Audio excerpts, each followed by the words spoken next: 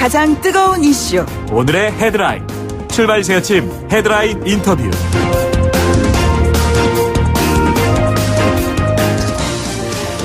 네, 조금 더 봐주지 말고 처벌해 주세요. 절대 봐주지 말아야 됩니다. 간곡히 부탁드립니다. 자, 이 말은요, 지난 진주에서 있었던 방화 살인 사건 안인득 아들에 대한 어머님의 요청이었습니다. 정말 생각하기 힘든 표현이잖아요. 본인의 아들에 대한 처벌을 요청을 한다는 어머님의 마음이 참 오죽했으면 이런 얘기를 했을까, 그런 생각이 들었습니다. 그래서요, 이 사건을 미리 막을 수 있었다는 그런 안타까운 목소리가 더욱더 울림을 좀 주는 것 같습니다. 이런 문제를 막을 수가 있는지, 앞으로 이런 비극을 어떻게 멈출 수가 있는지 오늘 전문가 모시고 좀 깊이 있는 질문을 드려보도록 하겠습니다. 대한신경정신의학회 정신보건의사 경희대병원에 근무하고 계시는 정신건강의학과 백종우 교수 나왔습니다. 교수님 어서 오십시오. 네, 반갑습니다. 예, 이른 아침에 이렇게 출연해 주셔서 고맙습니다. 네. 저희가 이번 그 진주의 이 안인득 사건을 보면서 지난해 연말에 뭐 한 해 마무리할 그런 즈음에 펼쳐졌던 임세원 교수님 고인이 되신 사건이 생각이 안 날 수가 없었어요. 네. 예. 백 교수님과도 가까운 뭐 사이였다면서요? 네, 같이 예. 입학하고 수련한 동기입니다. 예. 어땠습니까? 그 당시에도 치료가 필요한 환자였는데 바로 그 환자한테 피해를 입으신 거잖아요. 그렇습니다. 그분도 2015년에 입원했다가 20일 만에 자의퇴원을 하셨고, 네네. 이후에 치료가 중단됐고 1년 전쯤 동생 집에서 행동 문제로 경찰이 출동해서 입건이 됐었는데, 네네. 아무런 조치도 없었다는 점에서 유사한 점이 많습니다. 그러니까 지금 진주 사건의 그 당사자 같은 경우에는 한 2년 9개월 동안의 치료 공백 기간에 벌어졌던 것이고, 지난해 말에 발생했었던 고 임세원 교수에 대한 사건도 치료의 공백 기간에 벌어졌던 것이잖아요. 예. 자, 우리는 이 공백 기간이 가져오는 엄청나게 감당할 수 없는 큰 이 피해 관련해서 어떠한 인식을 해야 되고 어떠한 대책을 가져야 될까요? 실제 가해자인 안 씨도 5년, 6년간 외래 치료를 받는 기간에는 사고가 없었다고 합니다.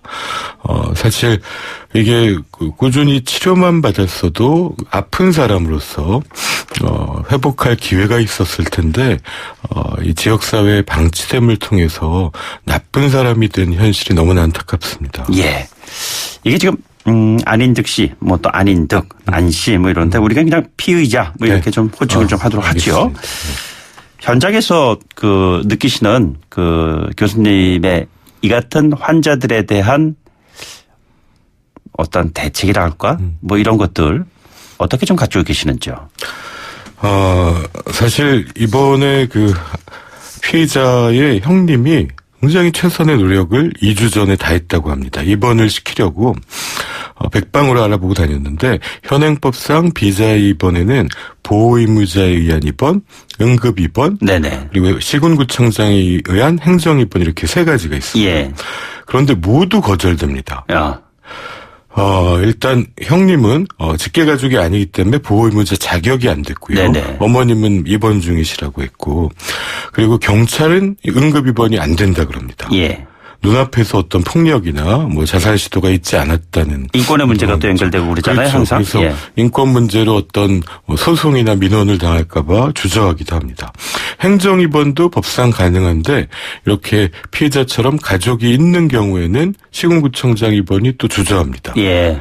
뭐 이런 상황에서 아무리 노력해도 다 안 된다고 하니까, 사실 2주 전에 입원만 됐더라도 이런 비극이 발생했을까, 너무 안타까운 상황입니다. 결론적으로는 본인 당사자가 거부하면 입원시킬 수가 없다는 얘기인가요? 아닙니다. 현행법상에 이제 이게 증상이 심각하고 급성기로 입원해도 뭐 윗집에서 벌레를 보낸다, 자신을 해친다, 이런 피해망상 때문에 동의 능력이 떨어진 경우에는 입원을 시킬 수 있습니다. 그렇습니다. 근데 그 모든 제도에 이제 허점이 있었다는 것입니다. 그러면은 입원을 시킬 수 있는데도 불구하고 제도에 허점이 있다면 어떠한 보완책을 마련을 해야 되는 것이죠?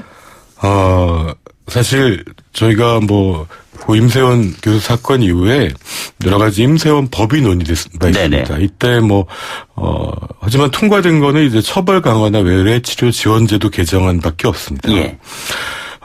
이게 첫 번째로는 지자체장의 의지, 네네. 또 경찰의 의지 굉장히 중요합니다. LA에서 이제 심리분석관으로 20년 이상 일한 한국분이 최재동 님이라고 계신데, 네네. 숱한 응급 입원을 시켰지만 민원도 거의 없었고, 설사 민원이 있다고 해도 윗사람들이 다 막아줬다. 잘했다고 칭찬해주고 생명권을 우선 지켜야 된다. 이렇게 얘기해줬다는 거죠. 네네.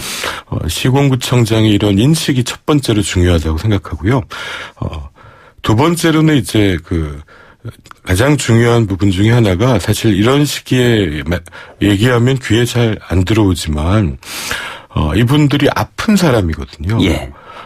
근데 이제 이때 사실 너무나 괴로운 사건이기 때문에 피해자들이 아무 잘못도 없이 희생됐고, 사람들이 비난할 수밖에 없습니다. 격리하자고 얘기합니다. 그러면은, 이런 중증정신질환 환자와 가족들은 더 불안을 느끼고 숨게 되거든요. 그러면은 치료는 중단되고 더 우리 사회는 위험해질 겁니다. 예, 예. 격리와, 가 절대 대책이 아니라는 부분을 말씀드리고 싶습니다. 배상훈 프로파일러가 며칠 전에 저희 프로에 출연을 해서 네. 그와 같은 잠재적 위험군에 포함되어 있는 사람들 숫자가 400명 이상은 될 것이다라는 얘기를 했었어요. 소위 말해서 교정시설에서 이제 보호 교정을 받고 해서 나온 사람들인데 완벽하게 치료가 되진 않은 상황에서 다시 치료를 받지 않고 있는 공백 기간에 있는 사람들을 말하는 거거든요. 네네. 자, 이 같은 부분에 대해서 우리 사회는 어떠한 준비를 해야 될까요? 이게 이제 이전에는 과거의 대가족일 때는 가족이 다 감당했습니다. 네네. 그 안에서 치료하고 가족이 다 책임졌는데 지금은 산업화와 핵가족화에 따라서 이 30, 40대의 남성 중증 정신질환의 부모님은 고령이시고 네네. 형제자매 한 명이고 따로 살고 이래서 가족이 책임질 수 없는 구조입니다. 예.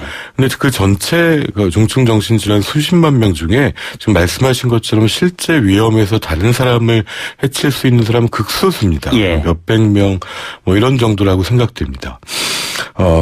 그리고 대부분 피해자는 또 가족입니다. 예.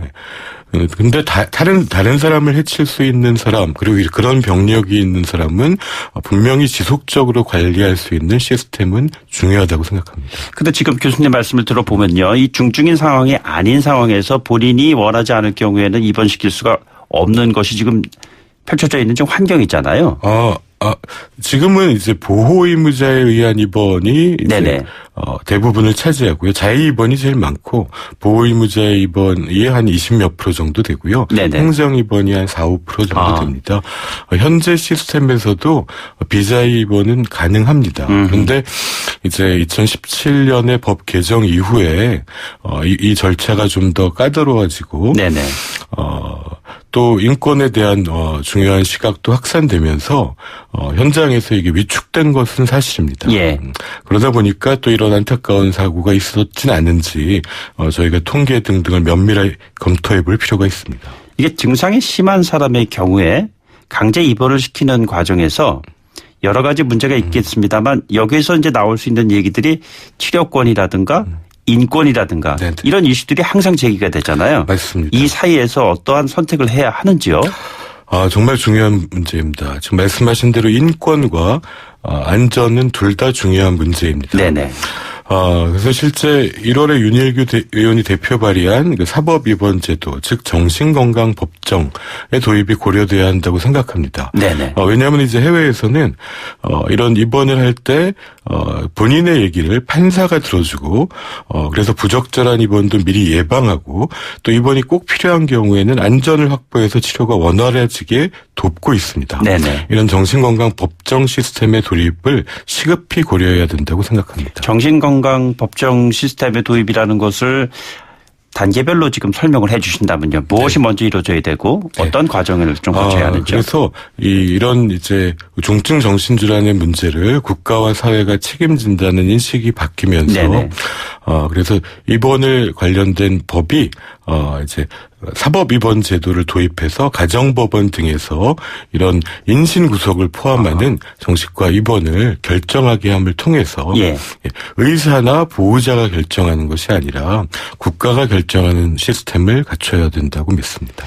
흔히들 사회의 어떤 그 책임이라는 측면에서 봤을 때 양육의 문제, 어린이를 대상으로 한 네. 또는 노인에 대한 보호의 문제, 뭐 예를 들자면 치매 노인이라든가 네, 이런 것들이 가정 안에서야 할 수 있는 범위가 한정돼 있기 때문에 사회가 나서야 한다는데 지금 최근에 벌어지고 있는 이 같은 조현병 환자들 경력이 있는 사람들에 대한 사회적인 어떤 커다란 이 충격, 이 문제는 더더욱이 사회가 나서야 되지 않겠습니까? 예, 이 중증정신질 환자분들이 이 사회의 최약자입니다. 이분들 보호하고 지원해야 되고요.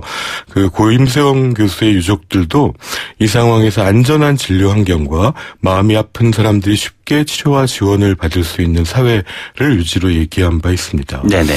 참 이런 아픈 순간이지만 이런 아픈 사람들을 나쁜 사람으로 만들지 말고 지역사회에서 회복할 수 있는 사회로 우리가 품을 수 있어야 되는 걸 논의할 시점이라고 생각합니다. 법적 시스템의 완비 이전에 펼쳐지고 있는 피해 상황이라는 것은 사실 훨씬 더 크잖아요. 네, 맞습니다. 그래서 법으로서 해결할 수 없는 지금 이 시점에서 우리 사회가 우선적으로 할 수 있는 일은 무엇일까요? 이 우리 사회에서 정신건강의 문제를 네네. 더 이상 개인의 문제로 그리고 알아서 할 문제로 여겨서 되는 시대가 지난 것 같습니다. 예.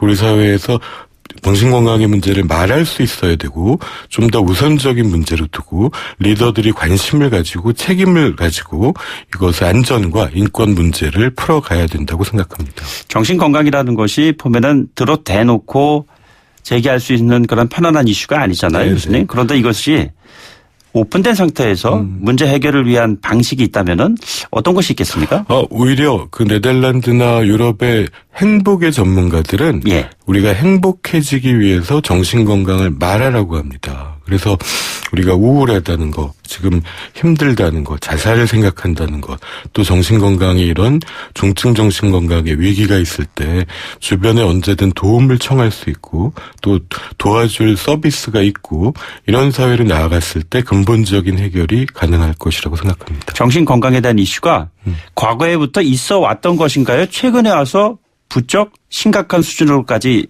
문제시 되는 것인가요? 이전에도 심각했지만 그때는 대가족이 다 감당해 온 것입니다. 네네. 지금은 이제 그런 대가족은 없습니다. 예. 핵가족화되고 1인 가구가 가장 많지 않습니까? 결국 개인에게 문제를 맡겨놓으면 이런 안타까운 사고를 막을 수 없다는 게 가장 걱정입니다. 핵가족화된 상황에서 모든 것들이 개인에게 맡겨질 수밖에 없는 상황은 앞으로 더 심해질 텐데요. 네네. 여기에 대한 교수님의 조언이 있다면요? 그래서 중증 정신질환인 분들이 누군가에 차별받지 않고 병이 있다는 이유로 부끄러워하지 않고 주변에 도움을 청할 수 있고 우리도 그분들을 따뜻하게 바라볼 때 이분들이 지속적인 치료를 받게 되고 네네. 지원을 받게 되면서 이 문제가 해결될 수 있는 것이지 이분들을 격리하고 차별하려고 하면은 더 숨게 되기 때문에 네네. 문제는 더 폭발하고 물론 이런 안타까운 위험에 노출될 가능성이 더 높아질 거라고 생각합니다. 개인의 폭발력이 사회의 치명상으로 이어지지 않도록 모두가 좀 노력을 해야 되지 않을까라는 생각이 들고요. 오늘 백 교수님의 이 말씀과 관련해서는 조금 더 설명이 좀 필요할 것 같습니다. 나중에 한번 더 모시도록 하죠. 오늘 말씀은 여기까지 듣죠. 고맙습니다. 네, 감사합니다. 지금까지 경희대병원 정신건강의학과의 백종우 교수와 함께했습니다.